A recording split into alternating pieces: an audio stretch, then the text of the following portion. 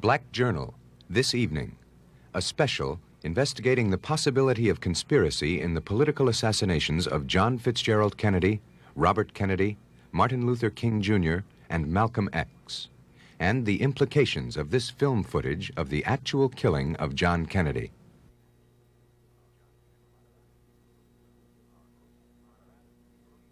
Our host and moderator, Tony Brown. In the last few years, we've witnessed the tragic deaths of 4 great Americans: President John Kennedy, Robert Kennedy, Martin Luther King, and Malcolm X. It seems that almost daily there are new circumstances and evidence surfacing that indicate that there may have been a conspiracy, and if there was not a conspiracy, that perhaps a new investigation should be reopened to find out some of the details that are now being questioned more and more by very, very important people.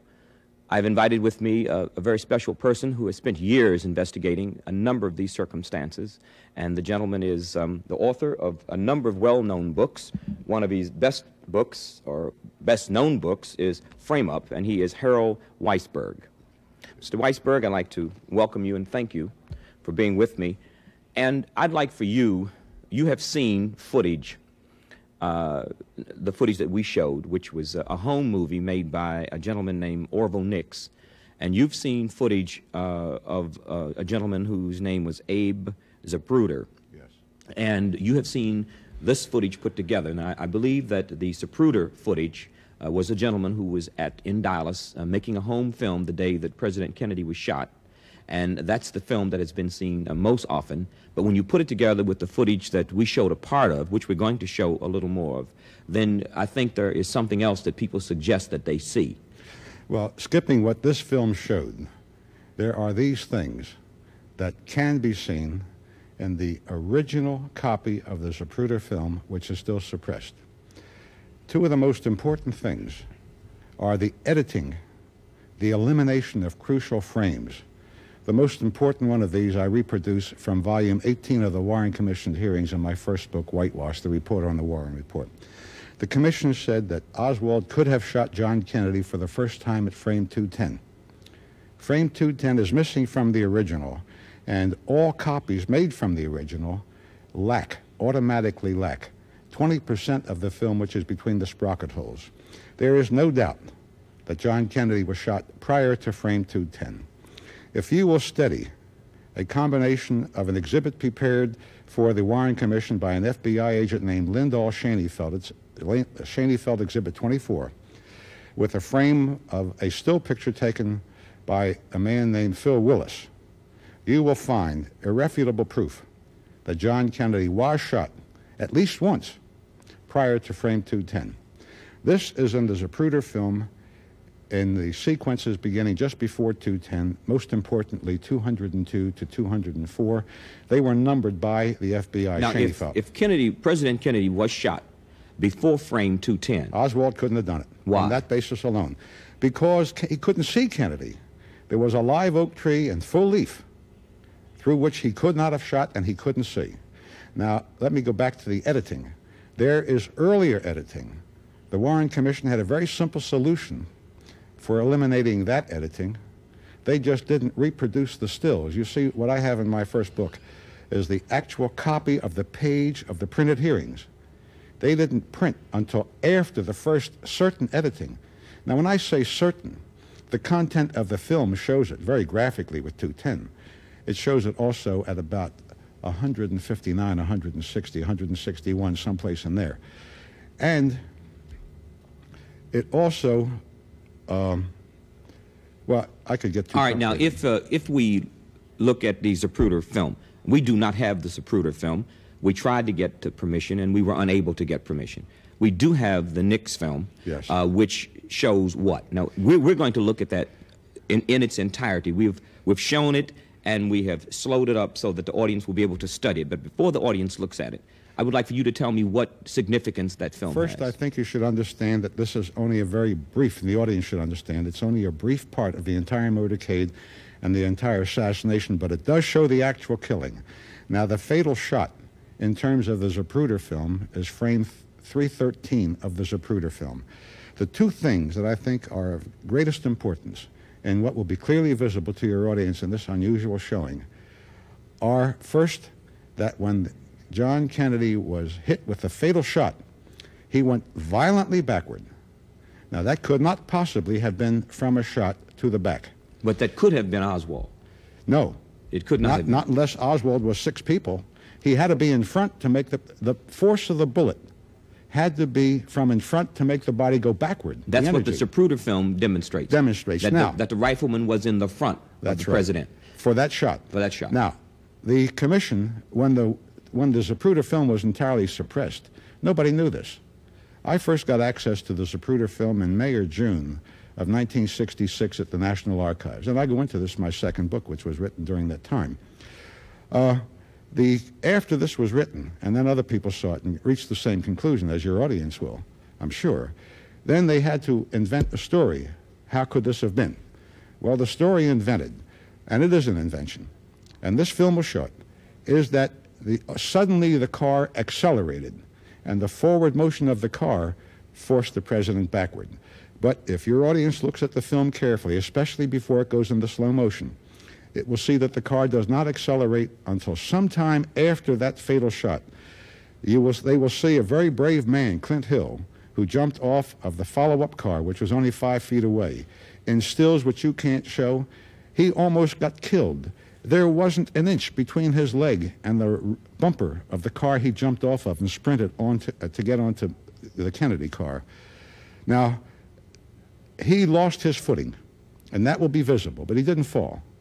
He was on the car before the car accelerated, and he didn't reach the car until after John Kennedy received the fatal shot.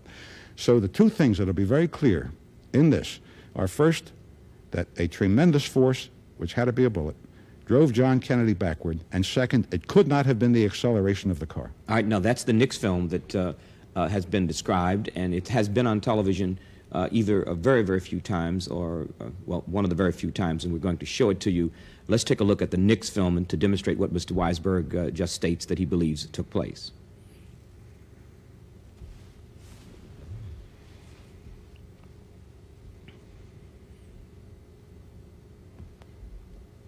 You see the car is going at a regular speed. Kennedy has gone backward. There's Clint Hill. Now it's just beginning to pick up speed.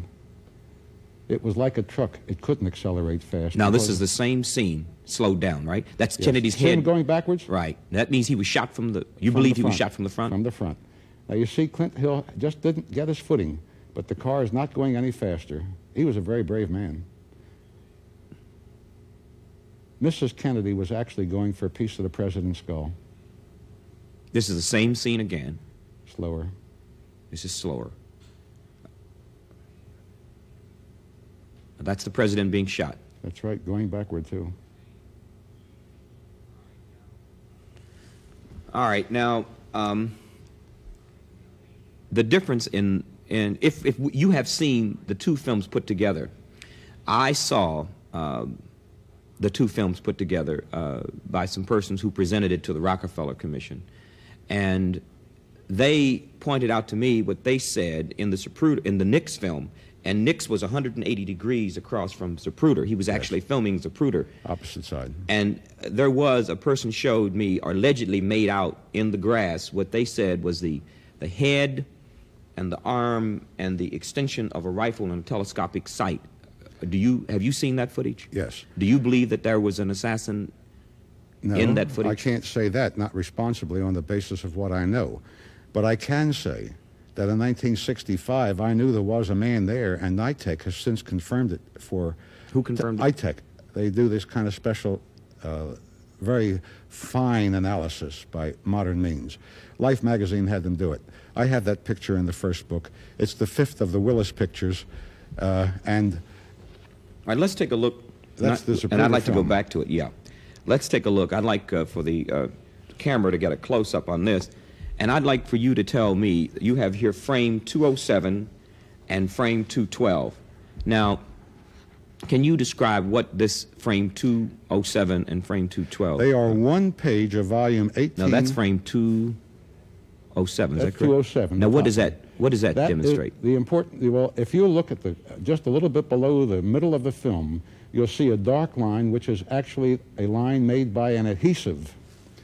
Frames are missing there.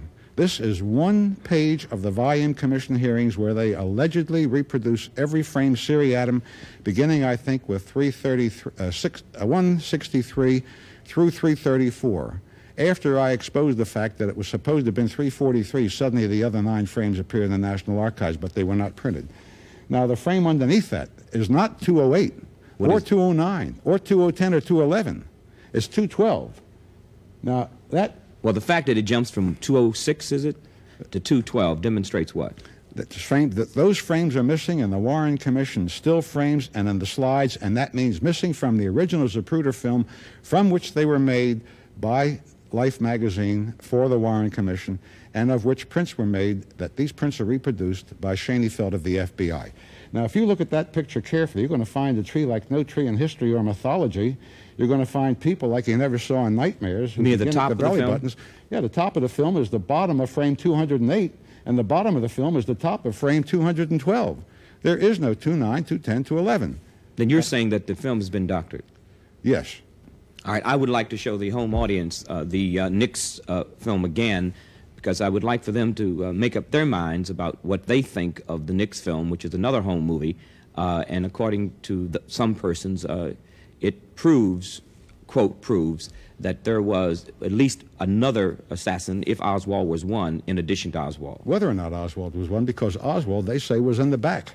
All right, well, if he was or was not, we'll Yes, that's look right. at the film again. You see the backward motion. That's Now regular you see speed the car there. accelerating. After Clinton, way afterwards.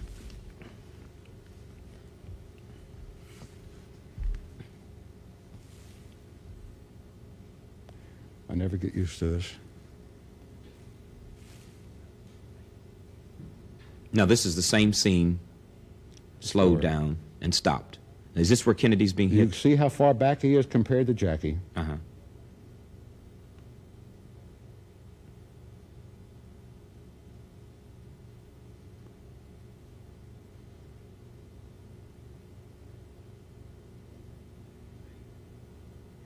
Now, you say that her motive for getting up was actually to recover a part of his skull.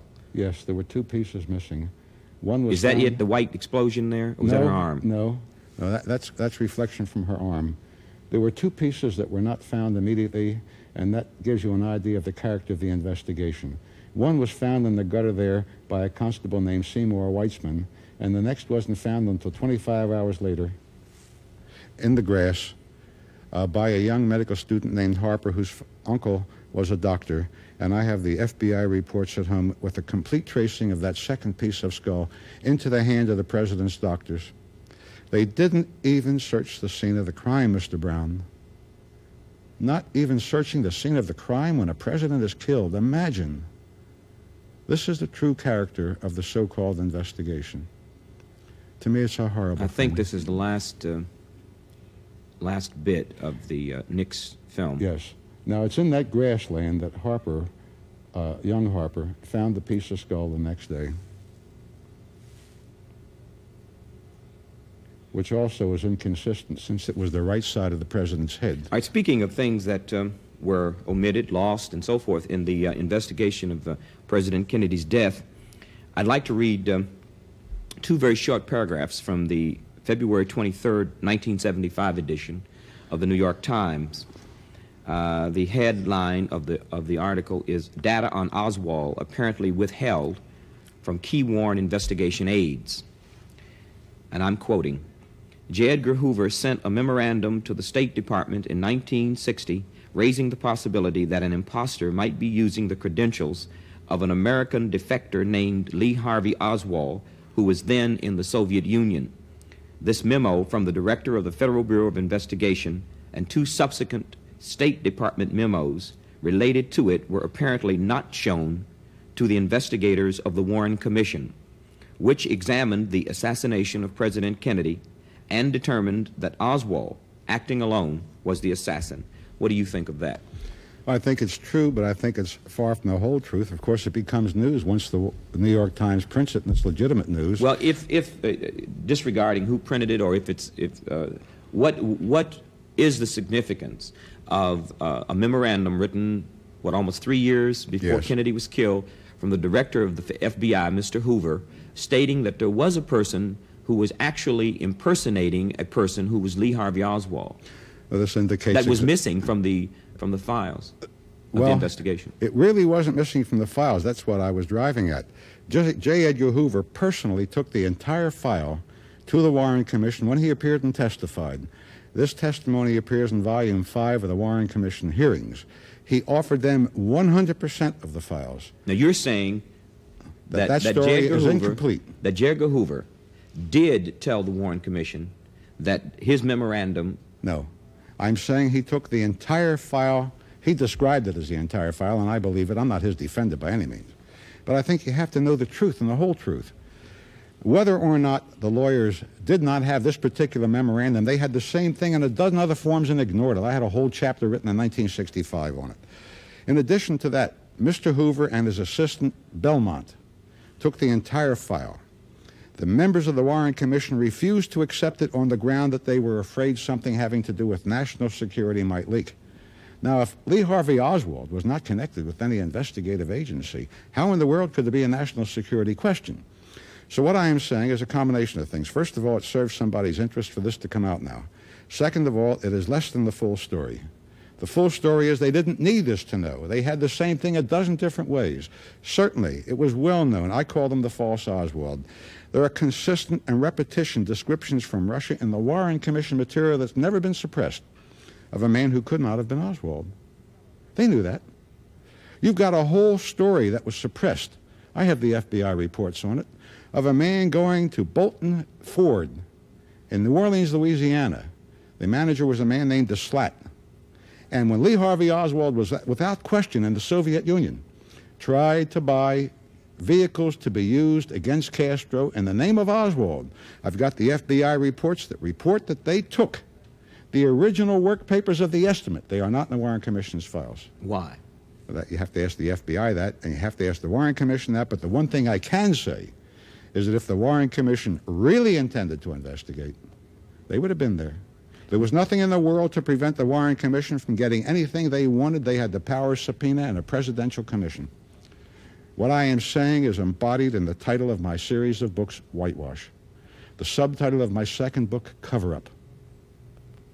They never intended anything else, and there's some very appropriate language, I think, recently, Dick Gregory and some associates have appeared before the Rockefeller Commission investigating the CIA, and Mr. Gregory and his associates have said that there was evidence that they had, and they offered what they thought was evidence for the reopening of the investigation of Kennedy. And we taped a program with Jack Anderson and Dick Gregory. And I would like to show you a part of Dick Gregory's, the evidence he offered to the Rockefeller Commission, and I'd like to have your reaction on it. Right. So if we can take a look at that now. Now, what I have is a picture which has been circulated. A lot of people say that one of the individuals on the picture looked like Sturgis, one of the individuals on the picture looked like Hunt. I'm not saying that it is Sturgis or it is Hunt, but I'm saying if Jack Anderson gets shot tonight and there is 3 people arrested and one of them looked like me, then that should be thoroughly investigated, because Dick Gregory travels every day and have a certain amount of power. If Sturgis belonged at one time a CIA operative, if E. Howard Hunt was with the CIA, and if there's something that goes down in Dallas and one of them looked like somebody that was involved with the CIA, that is too much power for that not to be thoroughly investigated. Dick, let me see if I'm following you. Let me see if I'm following you. You brought a picture with you. Right. And you are saying that the 2 men circled in the picture have some resemblance to two people who are well known. You're not saying that's who they are. I'm not saying that's who You're it saying is. that's who they are. But you're saying that there should be an investigation to see if those two men behind, who was that that was arrested? Was that Oswald? The man that they were walking behind? No, that was a guy who looked like Oswald. Oh. Which is also very important because there's been many prominent people in this country that have talked about the two Oswald theories. Well, who is that? Where is that picture taken? That picture is taken on the Grassy Mall in Dallas. That was before Kennedy was shot? That was after he was shot. Was this man in front under arrest? No. Yeah, all of them was under arrest. All three of them was arrested. Well, why were the two men who were circled, why were they arrested? Well, they were all circled. I'm just showing that, you see, this picture had been in circulation for years. Matter of fact, one of the Dallas newspapers run the picture, Houston newspaper. But until Watergate and Sturgis and E. Howard Hunt was photographed, nobody had anything to compare it with. Again, I'm not saying it's them. I said, but the look-alike is close enough to say that it should be thoroughly investigated, because if it 1 million billions of a trillion happened to be them, then we got a different ball game going on. What are you? What are your comments on that? I couldn't agree more. How can a president be gunned down in broad daylight on the streets of a major American city, and any questions remain unasked or unanswered? Where Dick says this thing has to be investigated, I agree with him. I've done some investigating of those pictures. The investigating I've done, and I don't pretend that it's definitive, persuades me that they have no relationship to the assassination. But why should the question exist? Why is it unreasonable, and I don't think it is unreasonable, for Dick to make a very good point? Why should anything not be investigated? Why should a question remain? Whether it's true or false, why should the question remain? I don't know of any answer if anybody ever intended to do a real investigation. Are you convinced one way or the other that there is a conspiracy? When we talk about the Kennedy brothers, we talk about Martin Luther King, yes, we talk about Malcolm X. Is there any relationship you see in those four men and and their assassination? Well, I think inherent in your question is, do I believe that the same people did the killing? And I will say that I do not believe that. However, I don't think that this is a full answer. I'd like to address it in a different way, if I may. These were all controversial men, to say the least. They all had many enemies, all of whom one of them killed many times. I go into an Oswald in New Orleans and frame up. The following, FBI suppressed this, by the way, but I got it. The man who was following Martin Luther King for miles and miles and wanted to kill him and never could get a shot where he could get away. This was involved, you have evidence of this? Oh, absolutely. It was taped by the Miami police, and the FBI withheld it after it was given to the Miami police, and the Secret Service withheld it from the Warren Commission. I got it from the Miami police. You have these files? Absolutely. There was a man following Martin Luther King who was trying to kill him but did not get the opportunity to kill him? Absolutely. In frame up, you will find that word for word, the way the Miami police transcribed the tape. It had to do with a man's intent to provoke a race riot in Flagler Street, and with the permission of the man whose apartment it was, they had a tape recorder planted in the refrigerator, and there's some pretty raunchy language in it, but it's word for word. I didn't edit it to the bit.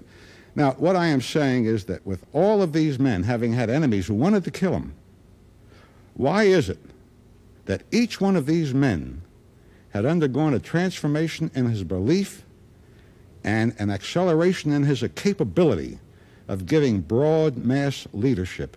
It was not until this happened. All of these men, for example, had come out for peace.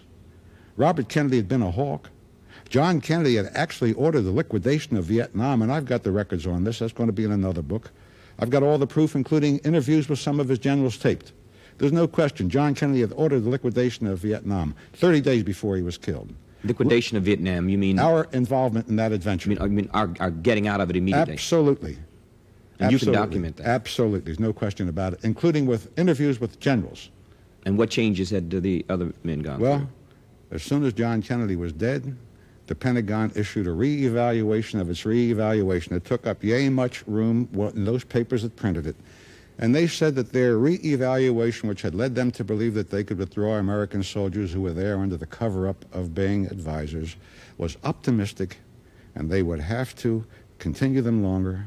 And then Lyndon Johnson got reelected, and then all of a sudden there were 500,000 Americans there, and then all of a sudden Vietnam was on fire and innocent people were being killed in the most barbaric ways. But isn't it possible that those related or unrelated events could be coincidental. Yes. I mean, it's not necessarily true that because Kennedy changed, if he did, if what you're saying is correct, changed his position, that he was killed. Well, it's not necessarily true. I said that it happened at a certain stage of their careers. Now, Martin Luther King had undergone some changes. What changes did he undergo? Martin Luther King had lost faith in nonviolence as an effective means in the United States of that period. Nonviolence is something that I also subscribe to because I was a fan of Gandhi's. But it is a device that can succeed when there is a moral conscience to which appeal can be made. That was not the case in the United States of that day. Martin Luther King had come to realize it. Even Ralph Abernathy has said this. And Martin Luther King had also gone to bread and butter issues. Remember, the Poor People's March on Washington. It wasn't only the praying and the walking, it was activism. Malcolm X had undergone changes that clearly moved him closer toward Martin Luther King, and I think it's not a real secret that these two men had come into a dialogue just before they were both killed. Now, Robert Kennedy had been a big hawk. All right, before you leave that, do you have any evidence that Martin Luther King was about to or did embrace the concept, if that's what you're saying, of violence as opposed to nonviolence? No. You're not saying that? Not that he espoused violence, but that he had lost his faith and nonviolence as an effective means in the kind of country we had at that time. Well, if you'd lost faith in nonviolence, what are you saying he had embraced faith in? No, he'd become an activist. For example, you have this well-known Poor People's March on Washington. But there are a number of activists, black activists, white Right. activists, who've never been killed because they're activists. That's right, and Martin Luther King hadn't been killed until that time either. But the point I'm making is that there are people who are activists today who've been activists for years, Yes. but they're not dead because they're activists. Well, there was only one Martin Luther King, and now there is none. But I'm saying But is again, that that's Martin not Luther King evidence. had changed the nature of his program and the character of his leadership. He was not going to depend on nonviolence. He was going to depend on a more active demonstration, not violence. He didn't believe in killing people or beating them up, but he believed in a more, what can we call it, more militant form of demand. But I still don't understand why anyone would kill him because he became a militant. I mean, I can name off it's not thousands because of that. blacks who No, are militants. I haven't made my point. All right. Martin Luther King, regardless of why he was killed at a time when he had undergone changes that gave him the potential of getting a greater following, of being a more effective leader. If he had become more militant, you're saying? If he had continued in the course he had taken, trying to help the poor people in Memphis, whose conditions were almost like slavery, the Poor People's March on Washington, all of these kinds of things. It wasn't just we got to vote. We got to eat too. We got to have jobs too. That's the sort of thing I mean. He had broadened his own views. He had dropped what had limited him and limited his potential for earning the following of the young people in particular. Namely? Well, those people... You mean being against the war? Against the war, and those who called him an Uncle Tom and said he was too quiet and wasn't militant enough. But wouldn't he have lost the broad black and white integrationist coalition? No. There was by becoming militant? First of all, there was no conflict here. And second of all, there never was unanimity behind King on his program. Actually, what he was doing was broadening his base. Now, what evidence do you have, if you have any, of any dialogue or coming together of the Malcolm and the Martin ideologies? I have no documents on that. I have only people who have talked to me from within the black community, and I believe I believe them. Now, some of the changes in Malcolm are not secret. Other people may disagree with me, but there was a time at which I think some of Malcolm's views could have been taken as sexist. He thought that women were not quite what we now think women were. I think that tended to limit his base. This is the sort of thing I mean. Now, that was emotion on Malcolm's part, closer to the position of King, not identical with it, but in that direction. King's movement was not identical to Malcolm's, but it was in that direction. And what I am saying is that each one of these people, Robert Kennedy was killed the night it became probable he was going to be the next president of the United States. He had just won the California primary in a surprise victory, and he didn't live longer than that. He had been a hawk until the New Hampshire election. All of a sudden, he came out for peace. Martin Luther King had come out against Vietnam and had won the Nobel Prize. They weren't killed earlier. All right, then you say that these four men had in common, yes. Their deaths, I might say, had in common was that they changed, and that at that point, you are saying that there's a conspiracy not among a particular group of people, but the interest of a particular group, I would suppose you're saying. In my writing, I address this in a lawyer's phrase, cui bono, which means who benefits. Now, in the absence of solid, tangible evidence of the kind you could take to court, all you can do is ask yourself questions. And the question is, what force in our society benefited from this? Well, obviously, the force that benefited is what Eisenhower called the military-industrial complex. That's where all of the national resources went, not into feeding hungry people, not into rebuilding the rotting hearts of the major cities. So what I am saying is that this is not proof of a conspiracy, and I don't believe it either. I am saying that if it had been a conspiracy, it couldn't have worked any other way. Now, there's still another aspect of conspiracy that I think is important and where we can be unequivocal, and that is with what the people have been told. We have a representative society, at least we're told that. It works on the people expressing their will. Only an informed people can have a basis for holding an opinion and expressing a desire. Now, I think that it just isn't reasonable to ask whether or not there was a conspiracy not to tell the truth, because the actuality is that. We've seen some of the evidence tonight. God knows how much more there is. I've printed 6 books on it. I have others that I wish I could print. Well, what do you think? I don't believe I heard you answer that. What do you think of the evidence that is now being presented, alleged evidence, to the Rockefeller Commission, linking or alleging or saying there might be a relationship between certain persons and the Watergate break-in and Oswald being in Dallas? What do you think? I don't think that that evidence proves it, but that takes too limited a view on whether or not there was a conspiracy. What do you mean, too limited a view? Well, that would imply that only Hunt and Sturgis could have been part of this conspiracy. I'm taking a much broader view. And I address this in an entirely different way. I work with documents. I'm a former investigator, a former intelligence analyst, and I have ransacked that quagmire in the archives quite extensively. So what I'm telling you is that the evidence the Warren Commission chose not to use, not to present to the American people, leaves absolutely no question there was a conspiracy to kill John Kennedy. Now, what is conspiracy? Conspiracy is a very simple thing. It's a combination to do what the law says is wrong. It means only 2 people. Now, you saw persuasive evidence tonight that John Kennedy was shot from front and back. This is why I changed the formulation earlier. Whether or not Oswald was one of the shooters, he couldn't have been in front and the back at the same time within a split second. That kind of a man doesn't even exist in mythology. This means 2 people. At least. That means conspiracy. Minimum standards for conspiracy. Doing wrong is killing, especially a president. 2 people means conspiracy. Now, on this simplistic basis, much more, much more. But I'm getting confused. Are you saying that there's just the possibility that more than one person assassinated, killed John Kennedy? Absolutely. Therefore, it constitutes a conspiracy? Absolutely. Because numerically there was 2 or more? Or are you saying... Because the law requirements for conspiracy are met thereby. Then you're not saying that our foreign policy and our domestic policy is being run from the barrel of a gun? Well, I'm saying it has that effect. You didn't ask me that question. I'm not saying I can prove it. Let me ask you that question. Yes, it has that effect. It doesn't make any difference if these people sat down and conspired or not. What happened? But I'm asking what you believe, based on the evidence that you I do not have been believe digging that out. the same people assassinated all these people, and I did say that earlier. I do believe that the solid, unassailable evidence in the possession of the Warren Commission, and I'm not even talking about what the FBI suppressed, leaves absolutely no reasonable question. There was within the law a conspiracy to kill John Kennedy. But you have, in a sense, indicted the Warren Commission. Now, certainly. Please help me understand it.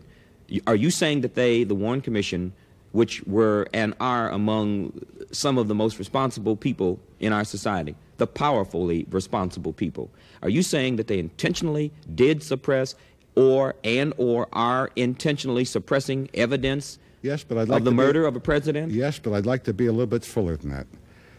I would like to say that they began with a preconceived conclusion that they felt was necessary in what they considered to be the national interest. You have done that much or more investigation much more. Into the murder of Martin Luther King, yes. Into views that you have in terms of the guilt or innocence of James Earl Ray, and I want to talk about that. And also, I want to talk about, get your views and your reaction, and talk some more about the John F. Kennedy and Robert Kennedy assassinations. But I'd like to show you some edited footage of a television program we did in 1972.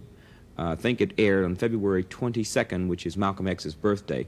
And at that time, we investigated, many investigated, some of the discrepancies as we found them through the court transcripts and otherwise in the murder of Malcolm X. And I'd like to look at that and get your reaction to that and some other things. So let's take a look now at a part of a program from Black Journal in 1972 on Malcolm X's slaying.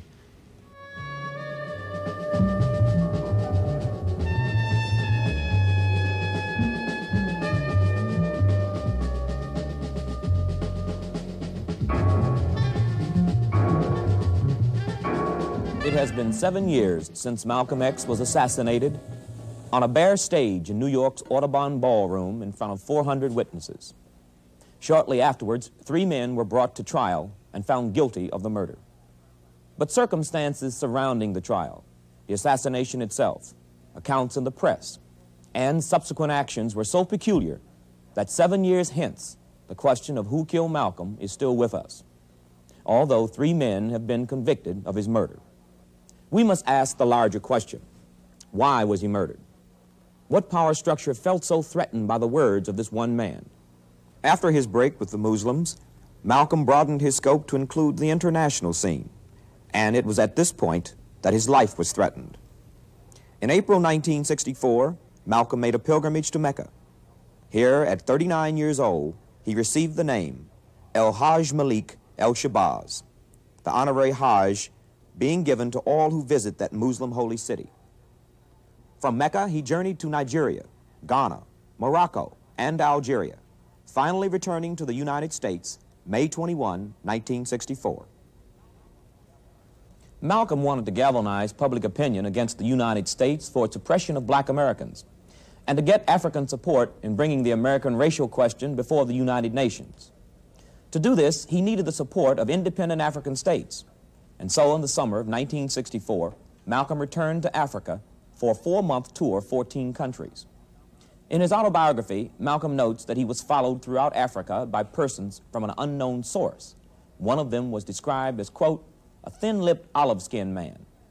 On July 23, 1964, Malcolm was in Cairo, Egypt, to deliver a scathing attack of Washington's domestic and foreign policies in an address before the African Summit Conference, when he collapsed in his hotel room with severe abdominal pains.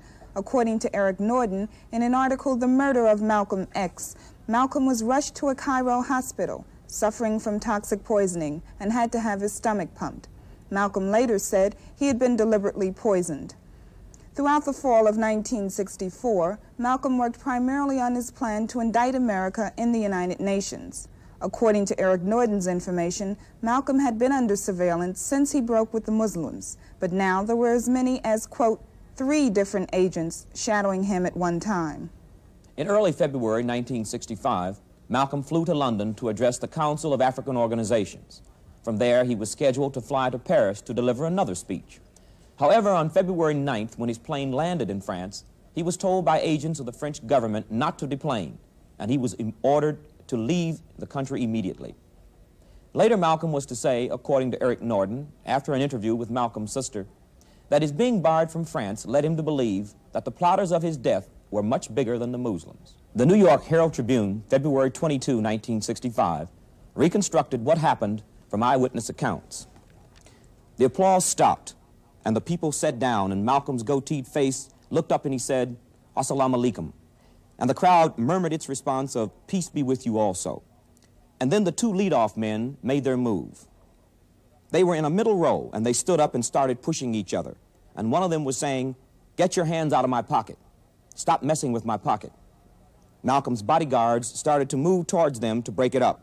And up on the stage, Malcolm stepped out from behind the lectern, and he was saying, "Now, brother, break it up. Let's cool it." He stood there, alone on the stage, with one hand up in the air, and he was a perfect target. And a man, police say he was Thomas Hagen, ran down the aisle with a shotgun, and the ones with him were already shooting, when the shotgun was right in front of Malcolm X, and both barrels raked him. Malcolm went straight back, and the sound of his head slamming onto the wooden floor was mixed with the screams, and he lay on his back on the stage of an old ballroom.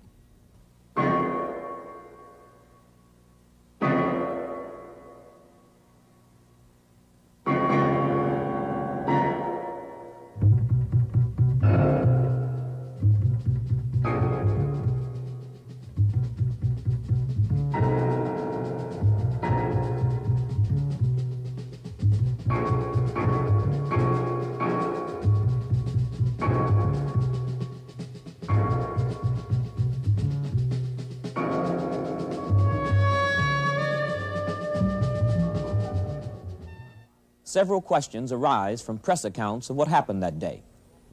In all three New York morning papers, descriptions were given of the capture of two suspects at the Audubon Ballroom immediately after the murder. In later editions of the same papers, and from then on, only one suspect was said to have been captured at the scene by police, and the press never questioned this. An early edition of the New York Times, dated February 22, 1965, in an article headlined, "Malcolm X Shot to Death at Rally Here," said, quote, "The police indicated two suspects were being questioned," end quote. One of those suspects was identified as Thomas Hagen. In a later paragraph, the capture of the second suspect was described, quote, "Patrolman Thomas Hoy, 22, said he had been stationed outside the 166th Street entrance when, quote, I heard the shooting and the place exploded. He rushed in, saw Malcolm lying on the stage and, quote, grabbed a suspect who he said some people were chasing. As I brought him to the front of the ballroom, the crowd began beating me and the suspect," Patrolman Hoy said. He said he put this man, not otherwise identified later for newsmen, into a police car to be taken to the Wadsworth Avenue station. A late city edition of the same paper only indicated one person, Thomas Hagen, was captured at the scene. There is no further mention of a second suspect from then on. All early edition February 22nd newspapers were actually on the newsstands the night of February 21st, which is the date of the assassination. In the February 22nd early edition of the New York Daily News, the same thing happened. Quote, "Two men, one the reputed assassin, were taken by police from the hands of a howling mob of Malcolm's followers. Both men were spirited away by the police." Again, later editions made no further mention of a second man. Because of the mystery surrounding the second suspect, several independent writers in lesser-known publications have wondered if he could have been a police agent, and several other questions follow. What was the other man arrested by Patrolman Hoy doing to make the crowd think him a suspect? The police never explained why they didn't release this suspect's name as they did with Thomas Hagen's. He was described by eyewitnesses at the Audubon Ballroom as a, quote, tight-lipped, olive-skinned man with slanted eyes. The same description was used by Malcolm for a man he said followed him throughout Africa and Europe. One of the most curious aspects of the events surrounding Malcolm's assassination has to do with Gene Roberts, an undercover policeman who infiltrated Malcolm's organization, shown here administering mouth-to-mouth resuscitation to Malcolm as he lay on the Audubon stage. The Muslims claim Roberts had defected from them with Malcolm the year before. He finally surfaced as an undercover police agent at the New York trial of the Panther 13. According to the New York Times of December 8, 1970, Roberts was assigned to undercover work when he became a policeman in 1965, the year that Malcolm was killed, and did not reveal himself until his Panther 13 grand jury testimony on April 1, 1969. The Times says, quote, "Detective Gene Roberts said he had been assigned to infiltrate the organization of Malcolm X and was on duty as the black leader's bodyguard the afternoon he was killed on the stage." Besides Thomas Hagen, the one suspect police admitted holding, two others were later arrested, Norman Butler on February 26th and Thomas Johnson on March 3, 1965. Both Butler and Johnson were well-known Muslims who were out on bail on an assault charge at the time of Malcolm's murder. Neither was arrested at the scene. During the last days of the trial, the other suspect, Thomas Hagen, confessed to murdering Malcolm X, but said it was others, not Butler and Johnson, who aided him in the assassination. All three were subsequently found guilty and sentenced to life in prison. The court transcript of the trial reads, Thomas Hagen. "I know that they, Butler and Johnson, didn't have anything to do with the crime that was committed at the Audubon Ballroom February 21st, that I did take part in it, and that I know for a fact that they weren't there, and that I wanted to tell this to the jury, this to be known to the jury, the court, and the judge. I want to tell the truth." Assistant District Attorney Dermody. Will you tell us what the plan was, how the assassination was to take place? Hagen. 4 people, 2 people sitting in the front row, man with the shotgun, short dark man with the beard sitting around the 4th row from the front, man in the back. One man starts commotion, says, Get your hand out of my pocket. Guards from the stage goes after this man. Man with the shotgun shoots Malcolm. 2 men on the front row shoot pistols. DA. And which of these men were you? Hagen. One of the men sitting on the front row. Later in the court transcript, DA. Do you know the names of these 4 people? Hagen. I do. DA. Give us the names of these 4 people that you say you know were involved with you. Hagen. I will not. DA. You testified a few moments ago that you were told to do this by somebody. Is that right? Hagen. I was offered some money for doing it from people that probably would have been revealed if Mr. Williams, One of the defense attorneys. could have continued his interrogation. DA. I ask that that be stricken as not responsive. The judge. Strike it out. Although Hagen testified that 3 others than himself were involved, only 2 others than himself were convicted, neither of whom was involved in the murder, according to Hagen. According to the court transcript, no further efforts were made in the trial by the defense attorneys or the prosecution to discover the identity of the person or persons who hired Hagen and his Confederates. It has been 7 years since the assassination of El Haj Malik El Shabazz, but there are still numerous questions left unanswered and many ends left dangling.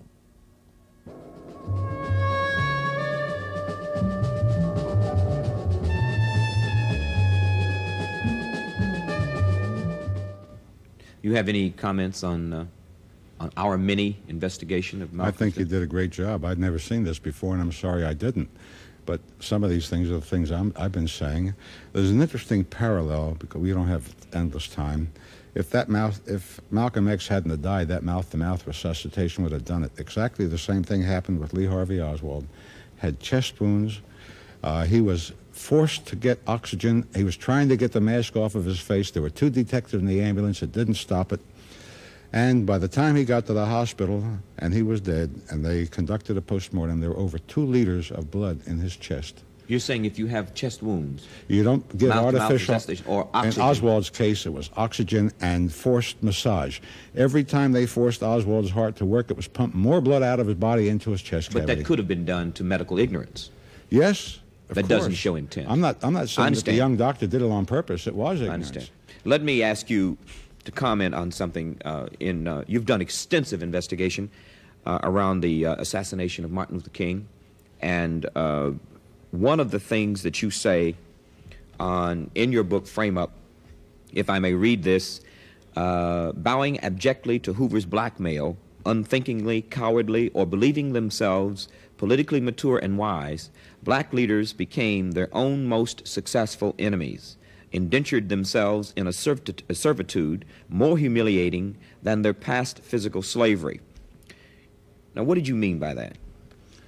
I meant by that, let me tell you a little story that will typify it. When I was trying to get this book printed and couldn't, I met Whitney Young socially here in New York. I found him a very impressive man. And I said, why is every black leader silent when this great man was killed? And he said, well, we're afraid that Mr. Hoover will besmirch Dr. King's great reputation for all the fine thing he has done. They were just copping out, because there wasn't a thing that J. Edgar Hoover could have done to besmirch Dr. King that he didn't do. I have some more of that in there. Why are you saying that the black leaders at that time, and that's who we're talking about, yes, were afraid to speak up for Dr. King after he was killed? Absolutely. Or perhaps, are you saying that they were afraid that they would be killed? Well, there may have been some of that, but I don't think that Whitney Young, for example, was a coward. I'm not talking about Whitney Young. I just pick him as an example because I mentioned his name. No, I don't think any of these men was a coward. If these men were afraid of being killed, I don't think you'd have to be a coward not to want to get killed. Well, look at what they did. They did the kind of things that were getting people killed throughout generations, but they were still doing it. Well, there are a lot of ways that you can be assassinated. And let me point to another way. I don't mean just a physical assassination. You can be politically assassinated. And you say here, yet J. Edgar Hoover solemnly informed the president, quote, he, meaning whom? Dr. King? Calls this woman every Wednesday and meets her in various cities throughout the country.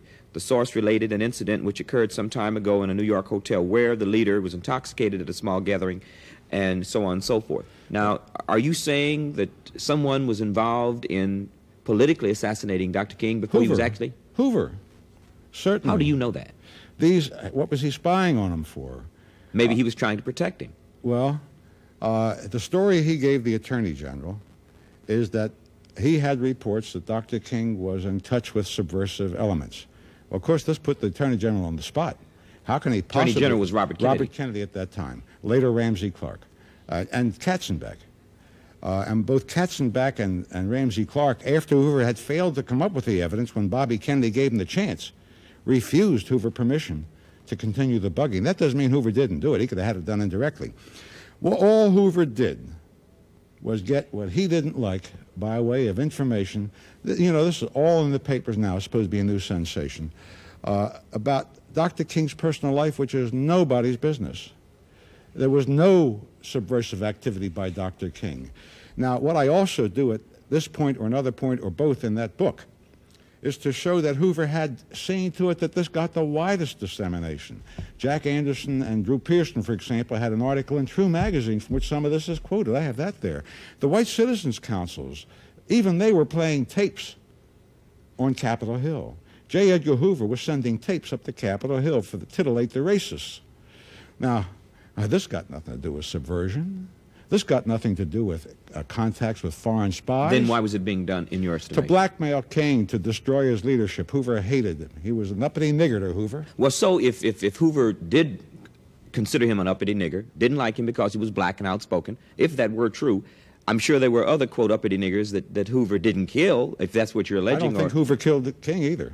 Then what, I don't understand. Well, what I will say on that, what I'm saying is that Hoover was trying to ruin King every place he could.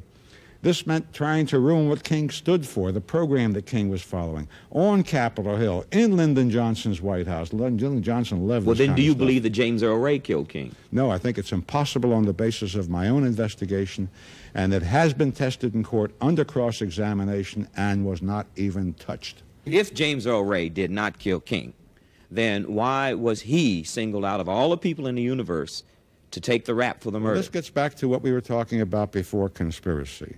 And I said I thought there was a conspiracy to kill Dr. King. I think Ray was the patsy, the fall guy of that conspiracy. You think he was involved in the conspiracy? Not consciously, but he was framed, and a patsy, of course, well, didn't is he innocently say involved. at some time that someone had told him to go to Memphis? Sure, he was working with a group of organized criminals. He never made a secret of this. Doing what? But the world is full of criminals. He thought it was gun running. The world is full of criminals, but they didn't all kill Dr. King. The world is full of people who hated Dr. King, but they didn't all kill him. No, Ray was framed. He was framed twice. He was framed by the people who committed the crime, and from that day until this moment, he has been framed by every element of organized society acting through the county, the state, and the federal governments. His extradition from Britain was procured by false swearing. Well, how do you know these things? How do you get the documents that you have? I sued the government. The final question.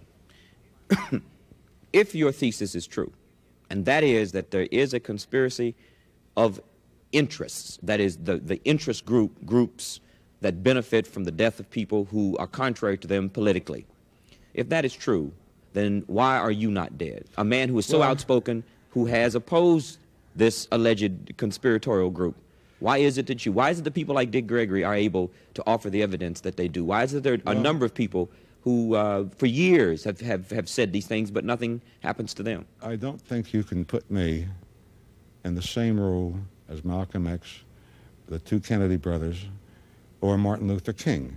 And in addition to that, I've taken some precautions. There's nothing I have that is not duplicated at least once out of my possession, including abroad. I publish everything I can as fast as I can. If anything happened to me, it would attract an attention to my work that I can't get for it. I've got the most definitive work. Then are you saying that the same people would not kill you because they're afraid that your work would be public if they did? It would become a sensation. Maybe nobody kills you because what you're saying isn't true. Well, I've been to federal court 4 times with a decision. I'm there now for the 5th time. What I've had to say was just tested under cross-examination in Memphis. It has stacked. I won even when I lost. I lost one suit. The Congress was outraged. It amended the law and cited that suit as the need for amending the law. Jerry Ford vetoed it, and they overwhelmingly overrode his veto. I've been authenticated by the American system of justice. You've got a very strange situation here. Here I am, one man with no great influence. I am the one who stands for the working of the system of justice. The people who oppose the working of our fine system of justice when it's allowed to work are those who have the sacred obligation of seeing to it that it works. Who's violating the rights of Americans now? Those people who have the sacred obligation to uphold them. The FBI is not supposed to go around and spy on King's private life. The CIA is not supposed to go around and spy on people who espouse views they don't like. How can they do this and give full attention to the national security? What I'm trying to do is make the system of justice work. So far, to this day, I am not at all ashamed to say what you may take as a boast. The courts have upheld me. And when this can happen, I say there is hope. And what I'd like to hope is that a few more people would pitch in. Thank you so much, Mr.